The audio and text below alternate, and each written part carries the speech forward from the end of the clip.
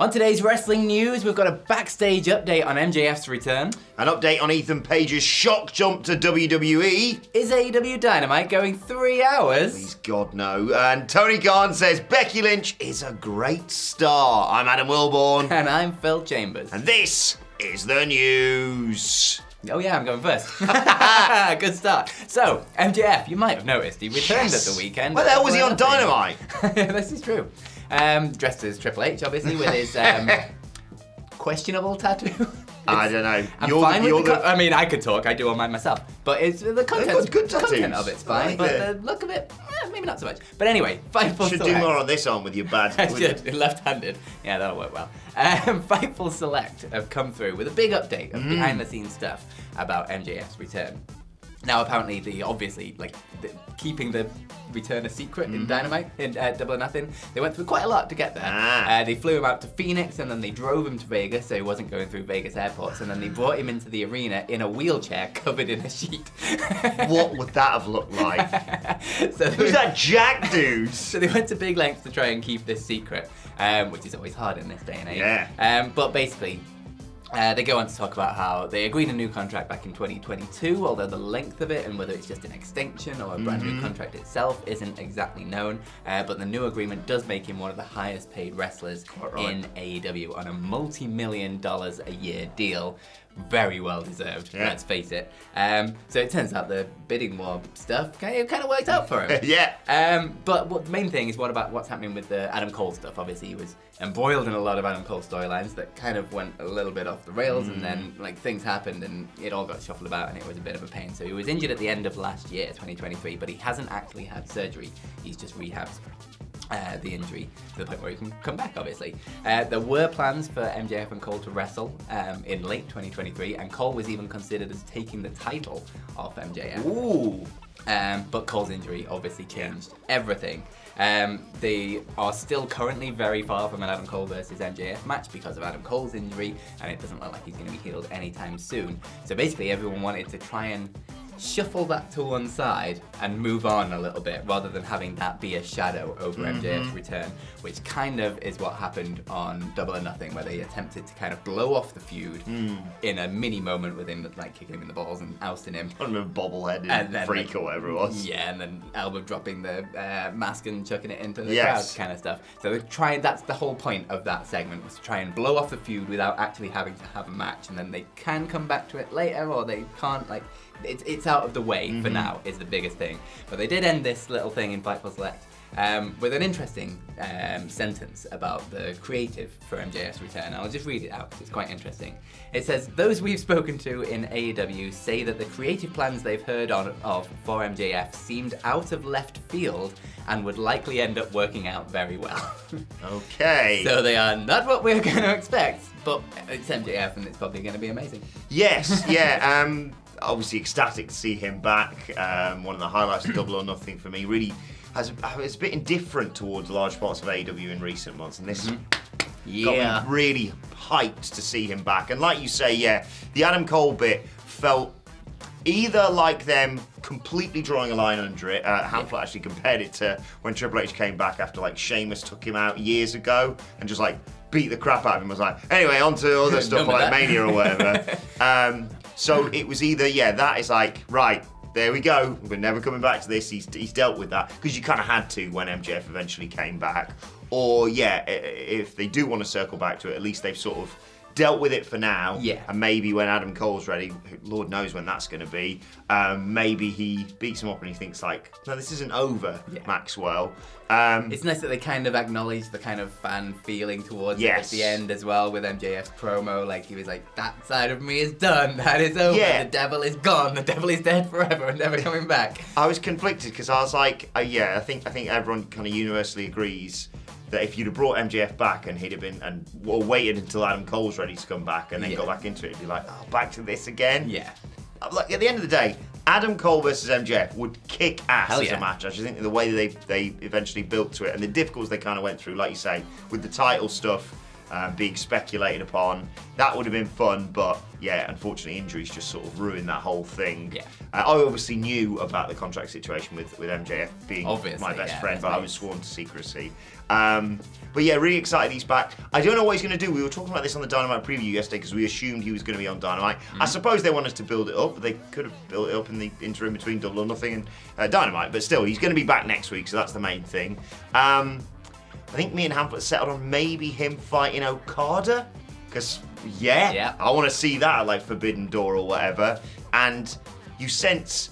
I mean, he's got a tattoo now, so he's pretty Team AEW by the looks of it. So maybe he wants to take on the EVPs. We'll circle back to this, actually, because we've got a good Twitter question about this a little bit later on.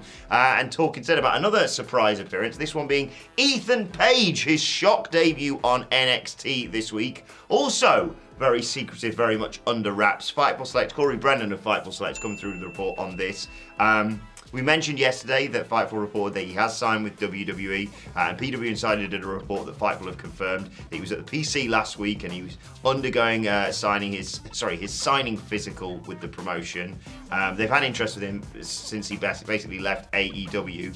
But yeah, all very hush-hush. So 4 rundowns of the show weren't sent out until they got fans in the arena, keeping things close to their chest for obvious reasons. The backstage access was very stripped back, not just because of Ethan Page, but of course because of Jordan Grace, who showed up. She's going to challenge Roxanne Perez at NXT Battleground. And it was a bit chaotic, understandably. And also in the rundowns and rehearsals, you had Shawn Michaels standing in place for Page, so that would look fun. Trick Williams getting beaten down by Shawn Michaels, of all people. Booker T was listed on rundowns in Page's place, and Shinsuke Nakamura's theme was played during rehearsals in place of Page's attack. But the Vic Joseph, wait, wasn't he in AEW? Was a scripted line. It was quite a nice little nod to, you know, obviously the history of Ethan Page. I really like this. I think we talked yesterday about the fact that WWE are very happy with how it's already gone so far. Clearly keen to get him fairly swiftly on the main roster, which makes a lot of sense. But yeah, a nip into NXT is fine by me. Yeah, absolutely. The kind of little shuffle into the WWE system, figure out how things work before moving on up. I think this is great. Ethan Page has a hell of a lot of upside. I think probably more so in WWE than AEW in terms of that kind of character and the kind of character work that he does. And there's just so many people in AEW. I know there's a lot of people in WWE right now, but like... easy to get lost in the shuffle, yeah. say, in AEW. But yeah, he kind of dragged himself over in TNA despite some certain cinematic matches that they attempted to do. Some people like They tried it. You can't blame them for trying. But yeah, I think there's a lot of upside. I think Ethan Page is a lovely chap. We've met him a couple of times. And yeah, I'm looking forward to seeing what he does. I'm excited, and Hamlet made a really good point of like you say, whether or not you think Ethan Page needs to be trained in the WWE system or whatever, he is a really useful, not to like dismiss him, but he is also a really useful hand in terms of like, Trick Williams is still relatively green. Having him face an experienced pro like Ethan Page would be really beneficial for him. Having Ethan Page work with almost anyone in NXT would be beneficial for them. And then, yeah, you're just waiting until he moves up to the main roster. And that has become a path again now. It's not like, what the hell were you down there? Ugh, I don't like that. Well, we're changing that. Now it's more of a feeder system. Yeah, like it was under Triple H back in the Yes. day. Who knew they'd go back to that kind of a system? But anyway, moving back over to AEW for a bit, Tony Khan has been doing the media rounds. Oh, yes. Speaking to CBS Sports, and they specifically asked him a few questions about what if Dynamite was 3 hours? Oh, God. Now, obviously, AEW TV has had a lot of shuffling around because of the NBA and NHL. It's not their fault. It's the TV shows want a big live programming, obviously. But it does mean that some shows have been moved around, and on certain weeks they've had Dynamite and then Rampage in a full 3 hour block.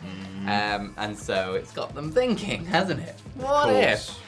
So yeah, he was talking to CBS Sports, like I say. It is the year of the AEW rights renewal as well. The contracts are coming up this year, which means they're going to be looking for a hell of a lot more money than they signed for last baby. time. But when he was asked about the possibility of the show going 3 hours, he basically said that he wants to keep Dynamite as strong as possible, and he sort of spoke about the history of wrestling shows when the 2 hour show going 3 hours. It's been hit and miss. Yes, obviously. we've got used to it with Raw now. WCW and then Raw, obviously, it wasn't great and nobody really wants it, but you can't say it hasn't worked out for them. They're never going back now, and they've kind of got a decent formula for it now. And then you've got the WCW model, which basically killed everything. And so he's speaking that he wants to keep Dynamite as strong as possible. And yeah, he can see what has happened in the past. But he does go on to talk about how incredible it would be for AEW financially if they get an extra hour. Dynamite is the show that they pay the most for, so they earn the most per hour for any other show that AEW do on Dynamite. So getting an extra third hour on there, in terms of production costs, is incredibly minimal because you've already got the setup, you've already got the staging, the arena, the fans, and everything. You just film for an extra hour. But TV rights-wise, that is an incredibly lucrative offer, and it might end up being that the money eyes just get switched on and they go on. But he does go on to talk about how much wrestling is enough wrestling, and in Tony Khan's eyes, it seems like more wrestling is more wrestling. He says that he thinks it's a very interesting conversation to have about how many nights a week your programming should be on and how many hours that is. Is 5 hours the best, which they currently have over 3 shows, and should they do 6? He says he definitely wants to do at least 5. He's tasted blood and he wants more. Jesus. So he could easily be sold on doing more than 5 hours of programming, is how he ends the little segment. So I wouldn't be surprised if this year, when we see the rights renewals, that we see Dynamite creep up to 3 hours. I'll ask the rest of the Dudleys about this on the Dynamite Review podcast later on today, because I'm intrigued to know their thoughts. And I suppose technically we're sort of in a different position to fans here, because obviously we have to consume it for our job, and I get that some fans, like Double or Nothing, people are like, Jesus, 4.5 hours, but also some fans are like, well, I've paid $50, $60 for this, I want all the wrestling I can possibly get. And if it's something you're truly passionate about, you want more of it, obviously. I don't think it's a good idea right now, particularly with the ratings being as they are. Like, the ratings for across the board, I know, like, they're affected, like you say, by the sports stuff going on. But like Rampage is dead. Collision did a little bit better recently, but like it's not hit the heights it previously has, and it's kind of formulaic, if I'm honest, for the most part right now. And Dynamite's just ratings are in the toilet, or certainly not where they were 6 months ago, a year ago, a few years ago, definitely. I don't know whether switching to 3 hours would actually improve that situation, but like you say, sometimes money just talks, and as you mentioned, everything, it doesn't cost them that much more. They've got all the talent there, they're struggling to cram them onto the show as is. Maybe it makes it easy. I don't want it to happen, but I could easily see it happening and it being part of these negotiations, as you said. Yeah, me too. I feel like the 2-hour wrestling format is tried and tested, and it works, and it's just the fatigue of the extra third hour, and you've got to think about if they keep Rampage as well as the third hour of Dynamite, then that taping show becomes longer and the fatigue of the audience, and you already see crowds been there for that, leaving during Rampage tapings and things like that. So you've got to think of the knock-on effect of all of that. But we'll have to wait and see. But let us know down in the comments whether you want a 3-hour Dynamite or not. Well, if they have a 3-hour Dynamite, who knows? Maybe they'll book 2 women's matches on that show, and the person who could be wrestling in that could be Becky Lynch, potentially. Let's stir a bit of the pot a little bit, because, as you mentioned, Tony Khan doing the rounds. I'm going to play a little game with you, Phil. I want you to think of the word that Tony Khan used to describe Becky Lynch. Is it great? It is. Well done. How did you get that? Anyway, Tony Khan... Tony Khan bingo card. It's just great. He was on the Rich Eisen show, and he was asked about signing free agents, obviously with them mentioning the likes of Adam Copeland and Mercedes Money. He said he'd be open to signing more free agents and believe there would be interest from talent. He said, I don't want to try to tamper and do those things. I try to keep it classy, and I really have a reputation for honesty. I really want to be a fair businessman. The wrestling business is a really cutthroat business. He was asked directly about getting Becky Lynch, whose contract I think expires this weekend. We've speculated a lot on that recently. And he said, hey, you invoke the tampering word. And then the co-host TJ said, look, Becky's a big star who brings a big fan base with her. And he said, absolutely, great star. So I'm sure he would be interested, any promoter would be interested to bring Becky Lynch in. I've talked a lot about this with Andy and Hamflett. I haven't actually had a chance to get your thoughts on the Becky Lynch situation. What do you think's happening? Where do you think she's going to end up? Well, first off, you'd be stupid to not want to try and sign Becky Lynch if you're a Tony Khan. It just makes all the sense in the world. If you can get her, get her. But I don't think she's going No. anywhere. I feel like she's quite happy in WWE. Obviously, there was the rumours like post WrestleMania that she wanted a holiday, but then Becky herself sort of said, "No, that's not it. I'm here for working." But then the Rhea Ripley situation had obviously changed that, so maybe it was still there in the back of her mind. I think maybe she just wants a bit of time off, spend some time with the family a little bit. I think working with Seth obviously is going to be a huge benefit for her sort of new family. Yeah, or even just going, can you just take for a bit? Yeah, exactly. Like just having them on the same flight schedule, the same show, it makes everything so much easier.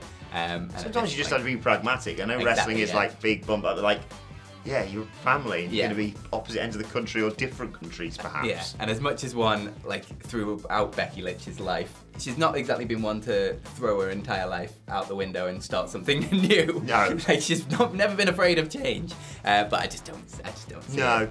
But yeah, obviously, understandably, AEW would want her Mercedes Moné. Bit of a wobble at the start, I think it's fair to say, but killed it at Double or Nothing. Yeah. Really excited to see where she goes from here. But we'll keep our eyes peeled and keep you posted on any developments with the Becky Lynch situation, of course. Right, let's move on to your Twitter questions at WhatCultureWWE on X. Of course, you want to get in touch with us. First question today comes from John Harrison. Cheers, John, as always. Who says, "Good Thursday, boys. Are we getting a Judgment Day wedding angle?" Yes, I love a wedding angle. With Rhea Ripley making her return from a big purple wedding cake. Have a great day, boys. Peace and love. Peace and love. At least you got the shoes right, brother. Purple wedding dress. Oh, hell yes, yeah. Please. Like, I'm very excited to see how Rhea reacts when she comes back to Liv. At the very least, trying to steal her man, snogging him on Monday Night Raw, and him accidentally helping her win the title twice now, or win and retain, I suppose. And it might slightly undercut the return of Rhea Bloody Ripley, but also I'm a sucker for... Well, this wedding, I don't see a problem with this wedding. Oh no! Oh no, what could go wrong? Yeah, I love a wrestling wedding. I'm 100% with you, and it's been a while. Been a while since we've had one. Was it Liv interrupting Lana and Lashley? Oh my god. I'd like to be got prior. a better recent memory of her wrestling wedding, because that was... It was a wedding. It was definitely a wedding. It was a really horrible bit of booking because they were pissed off with Miro, correct? Yeah. Rusev. Good. Well done, WWE. But no, I think a big purple wedding is too good an opportunity to pass up on. Triple H has changed a lot. Is he still going to be like, I don't know, a wedding's still a wedding? He was made on a wedding. Weddings, Come on. Yeah, weddings do numbers as well, don't they? Yeah. So, the only other one I can think recently was when Dexter Lumis and Indy Hartwell got married in NXT, and he threatened the attendants with an axe. Yep. So, sounds good. Normal stuff. Just God, normal men. What would Dom wear as well? He'd look like such a... He wouldn't come in a nice suit, would he? No, I could see him wearing a tuxedo t-shirt or something. Who's he picking as his best man? With more problems with the Judgment Day. That's the thing that finally finishes He them picks off. Carlito and they all get annoyed. What? Yeah, I'm up for it. Yeah, 100%. sounds good. Book Might it be a car right crash, now. but hey, that's what we like. Tony Television gives us our second question of the day, saying, so we've seen TNA and WWE pull off their own forbidden door, so to speak. What is the likelihood that AEW and WWE ever come to terms for dream matches to come true? Who would you choose to go at first? I'd love to see Seth and Ospreay go nuts. Considering their social media back and forth as well, that would kick ass. Yeah, it would. As much as it would kick ass, it's never going to happen, I'm afraid. Yeah, I put a full 0% chance on this ever happening. The two in competition. Forever. The politics behind it would be nuts about who actually gets to win. And yeah, the amount of jabs between both Tony Khan and Triple H at this point. I don't see much coming back from this. But who knows? I can see WWE opening the Forbidden Door for like a New Japan, and obviously they've done it for Impact a few times, but I think that Joe AEW Hendry, thing Clash is at the just Castle. too much. Yeah. Too much of a jump. So, dream matches, obviously, you're kind of spoilt for choice across the board. I think the closest we're going to get, as you mentioned, is just when people leave and then immediately go to the other promotion, basically. Yeah. But pick a person from WWE, and we'll pick their AEW opponent, because we haven't got the WWE box yet. We're still getting together the finances. These things cost a lot of money. Drew McIntyre. Drew McIntyre versus Pac. Hey! That happened. I assume that must have happened. WCPW Derby. Yeah, it would be. I'll pick Roman Reigns versus... No. It's Parker Boudreaux. Of course. Oh! I mean, he still won't get to win, but Konosuke Takeshita, why didn't he beat Moxley? That's still sticking in my craw from Sunday, I've got to be honest. It was only an eliminator. Yep. He could lose the title match, guys. And finally, let's have at the very least a mixed intergender. That's the words I'm looking for. Okay. So let's go Rhea Ripley versus. You tell him. Austin Gunn. Kick his ass, Rhea. Bucket, Tony Trips. Come on, guys. It's never going to happen. No. Eric Vasquez gives us our final question of the day. First of all, great first name, Eric. Thank you for getting in touch as always. MJF with his DTA attitude, intensity, Mike and ring skills, or Ming and Reich skills. Basically the whole package. Could he be the closest thing to a stone cold like wrestling figure with the current EVP AEW landscape, power-driven EVPs, etc.?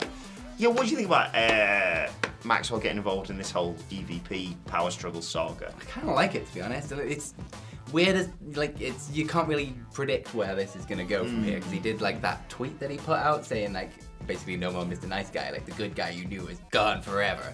So does that just mean he's gonna be a bad boy good guy? Yeah. Bad boy face?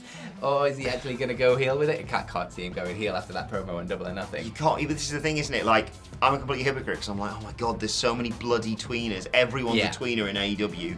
But I don't want Maxwell. Yeah, I don't want Maxwell to be like, hey guys, it's me, Max. Exactly. But even if he does kick people in the balls and cheat, people will cheer him to the rafters because it's MJF, and we're just so happy to see him back. And I suppose you could do. I don't trust anyone, but I really, really don't like the Elites. Yeah, I could see them going through that, and the string of matches you could do. Oh. Badass MJF going through all of the Elite would be absolutely incredible. Interesting to run back. I know it's as part of the four-way last year, but this version of Jack Perry going up against MJF. Yeah, this is who the hell are you? Who the hell are you? It's a very different world, isn't it, for both of them? Yeah. Yeah, I can see that. I like it. Yeah, I just want to see him back, cutting promos and wrestling again. Yeah. All will be right in the world. Yeah. But let us know your thoughts on MJF and all the stories we've discussed in the comment section below. Like, share, subscribe. And while you're at it, why not check out this video as well? We'll see you soon.